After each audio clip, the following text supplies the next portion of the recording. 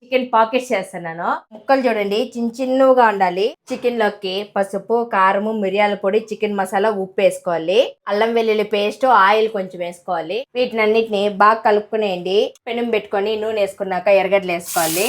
కలిపి పెట్టుకున్న చికెన్ వేసుకోవాలి. చికెన్ అయితే ఉడికిపోయింది. ఇప్పుడు ఇందులోకి కొంచెంగా మిరియాల పొడి, కొత్తిమీర వేసుకొని దించేసుకోవాలి. గిన్నెలోకి ఒక కోడిగుడ్డు కొట్టేసుకోవాలి. కొంచెం ఉప్పు, 2 బ్రెడ్ ముక్కలు తీసుకొని దానిపైన ఒక దానిపైన చికెన్ పెట్టుకోవాలి. గిన్నె తీసుకొని షేప్ చేసుకోండి.